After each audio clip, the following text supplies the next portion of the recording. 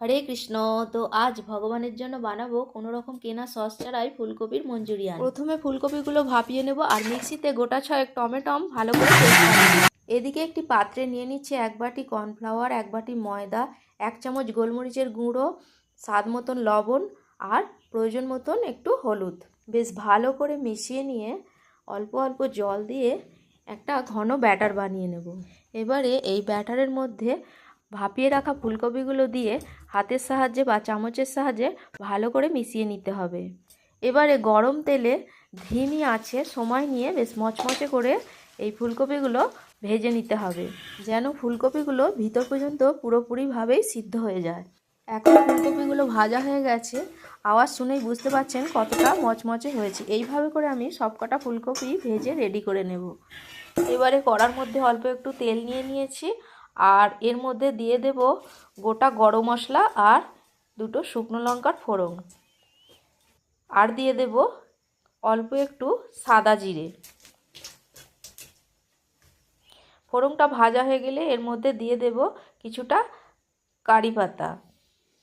কারি পাতাটা একটু ভাজা হয়ে গেলে এর মধ্যে দিয়ে দেব 1 চামচ কুচিয়ে রাখা আদা। এখন এর মধ্যে কিছুটা ক্যাপসিকাম ছোটো ছোটো করে কুচিয়ে দিয়ে দিতে পারেন, আমার কাছে নেই বলে এখন আমি এটা ব্যবহার করিনি। কারি পাতাগুলো ভালো করে ভাজা হয়ে গেলে এবারে আগে থেকে বানিয়ে রাখা টমেটোর পেস্টটা এর মধ্যে দিয়ে দেব। 1/2 চামচ হলুদ আর 1 চামচ জিরের গুঁড়ো। মশলাটা বেশ ভালো করে ভাজা হয়ে গেলে এবারে ওর মধ্যে দিয়ে দেব স্বাদ মতন লবণ আর অল্প একটু লঙ্কার গুঁড়ো, আর দিয়ে দেব 1 চামচ গোলমরিচের গুঁড়ো। গোলমরিচের গুঁড়োটা দিলে স্বাদটা খুব ভালো হয়। আমি এখানে কোনো রকম সস ব্যবহার করছি না, তবে খাবার সময় বোঝাই যাবে না যে এতে কোনো রকম সস ব্যবহার করা হয়নি। এতে টেস্টটা অনেকটাই ভালো হয় আর খুবই স্বাস্থ্যকর। এখন আমি প্রয়োজন মতন জল দিয়ে গ্রেভিটা ফুটিয়ে নিয়েছি। গ্রেভিটা খুব একটা পাতলা করলে হবে না, বেশ গাঢ় হবে। আর এর মধ্যে আগে থেকে ভেজে রাখা ফুলকপির পকোড়াগুলো দিয়ে দেব।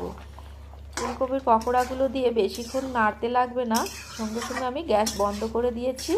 এবারে একটি পাত্রের মধ্যে ঢেলে কিছুটা বাটার আর ধনেপাতা ছড়িয়ে দিলেই রেডি হয়ে যাবে ফুলকপির মঞ্চুরিয়ান।